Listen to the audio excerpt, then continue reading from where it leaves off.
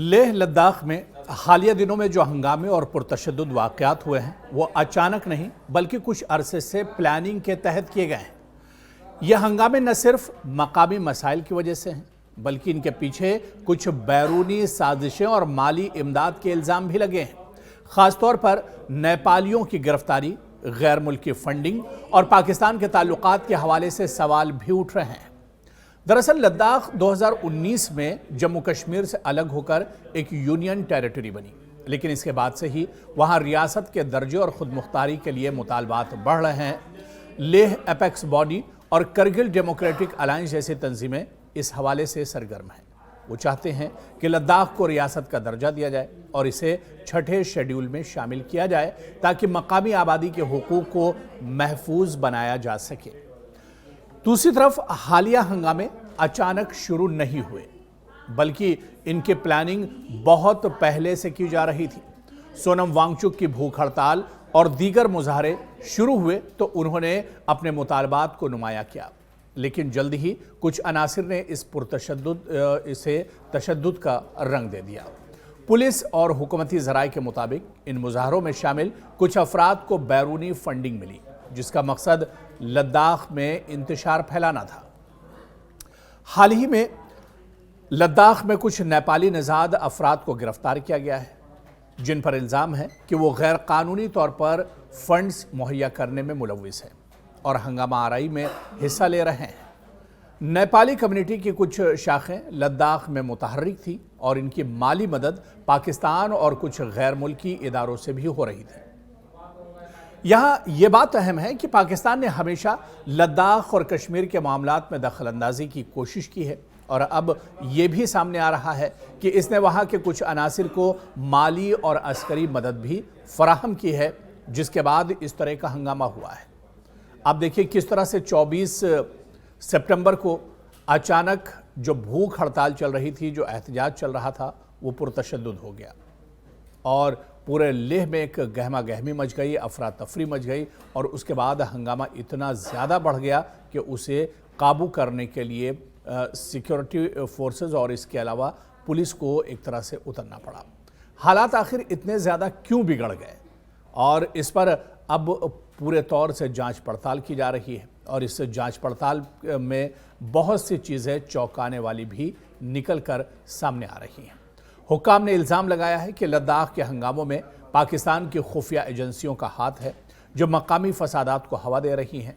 कुछ गैर मुल्की तंजीमें और NGOs भी इन सरगर्मियों में मुलव्विस पाई गई हैं, जिन्होंने मकामी नौजवानों को भड़काने और माली मदद फराहम करने का भी काम किया है। ये फंडिंग बराह रास्त या बिलवास्ता पाकिस्तान या इसके हामी ग्रुपों से आ रही है। इसका मकसद मकामी सतह पर इंतशार पैदा करना और कश्मीर के मामले को मजीद पेचीदा बनाना है। तो लगातार लेह और ख़ासतौर से लद्दाख के जिस तरह के हालात हैं, इस पर बैठकों का दौर चल रहा है, इस पर मंथन किया जा रहा है, गौर व फिक्र किया जा रहा है कि आखिर इस तरह के हालात कैसे बन गए। लद्दाख के अवाम का सब्र टूटा है या फिर यहाँ पर बड़ी साजिश हुई है।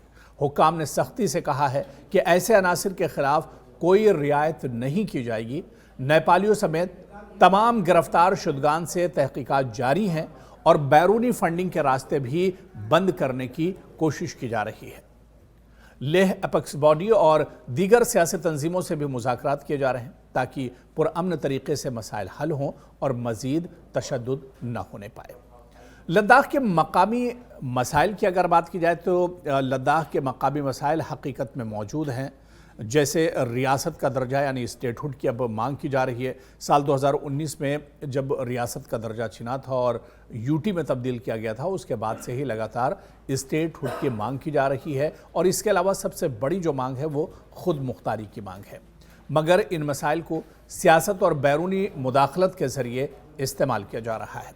नेपाली नज़ाद अनासिर की गिरफ्तारी और गैर मुल्की फंडिंग के इल्ज़ामात इस साजिश का बड़ा हिस्सा है। पाकिस्तान की मुदाखलत भी एक हकीकत है जो कश्मीर के साथ लद्दाख में भी इंतशार फैलाना चाहती है। लद्दाख की सूरत हाल निहायत हसास है। वहाँ के मसाइल का हल सिर्फ मुज़ाकरात, इंसाफ और तरक्की के ज़रिए मुमकिन है। बैरूनी ताकतों की मुदाखलत को रोकना और मकामी आबादी की आवाज़ को सुनना اب ایک طرح سے سب کی ذمہ داری بن گئی ہے اور یہاں پر ہم سب کی ذمہ داری بنتی ہے کہ حقائق کو ہم سمجھیں، انتشار پھیلانے والوں سے ہوشیار رہیں اور امن کے لیے مل کر کام کیا جائے۔ تو کہیں نہ کہیں جس طرح کے حالات لداخ میں بنے یا لیہ میں جس طرح کے حالات اچانک بنے، کیا یہ واقعی میں اچانک اس طرح کے حالات بنے یا اس کی پلاننگ بہت پہلے سے ہو رہی تھی؟ بہت پہلے سے یہاں پر ایک سازش رچی جا رہی تھی اور وہ سازش اب ایک طرح سے جو لوگ اس کے پیچھے تھے، جو عناصر اس کے پیچھے تھے، انہوں نے اپنی ناپاک حرکتوں کو انجام دیا ہے، کیونکہ یہاں پر اس ہنگامے میں جانی نقصان بھی ہوا ہے، بڑے پیمانے پر مالی نقصان بھی ہوا ہے اور لیہ اور پورے لداخ کی جو سیاسی سرگرمیاں ہیں وہ جو اتھل پتھل ایک طرح سے مچی ہوئی ہے اور یہاں پر حالانکہ اب لگاتار کارروائی کی جا رہی ہے، لگاتار گرفتاریوں کا دور بھی چل رہا ہے، سچائی کیا کچھ ہے اسے بھی سامنے لانے کی کوشش کی جا رہی ہے اور جس طرح سے اب گرفتاریوں کا دور چل رہا ہے، لوگوں سے اپیل کی جا رہی ہے کہ کسی طرح کے بہکاوے میں نہ آئے اور افواہوں پر بالکل دھیان نہ دیں اور جس طرح سے اب یہ کارروائی ہو رہی ہے، جس طرح سے اب جانچ پڑتال ہو رہی ہے، ایسے میں لیہ ہنگامے کا سچ کیا ہے، اس کے پیچھے آخر کون سے لوگ ہیں یا اس کے پیچھے کس طرح سے سازش رچی گئی اور کتنے پہلے سے یہ پوری پلاننگ کی گئی ہے اس ہنگامے کو لے کر، یہ تمام چیزیں نکل کر سامنے آئیں گی۔ لداخ ایک ایسا پردیش ہے، ایسی یوٹی ہے، یہاں پر شانتی پسند لوگ رہتے ہیں، شانتی پریہ لوگ رہتے ہیں۔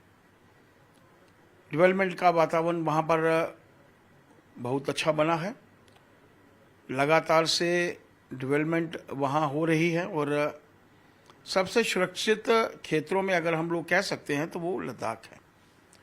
ایسے سمے میں کچھ ایسے لوگوں نے جو نہیں چاہتے وہاں کا واتاورن اچھا ہو، جو نہیں چاہتے وہاں پر ڈیولپمنٹ کا واتاورن ہو، ان لوگوں نے واتاورن خراب کرنے کی کوشش کی ہے۔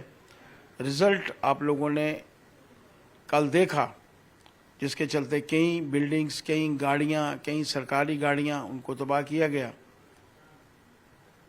بھارتی جنتا پارٹی کا ماننا ہے کہ کسی بھی صورت میں وہ لوگ جنہوں نے یہ گھٹنا کو انجام دیا ہے وہ بخشے نہیں جائیں گے۔ کل جو لیہ میں واقعہ ہوا ہے، واقعہ نہیں، بہت ہی افسوسناک واقعہ ہے۔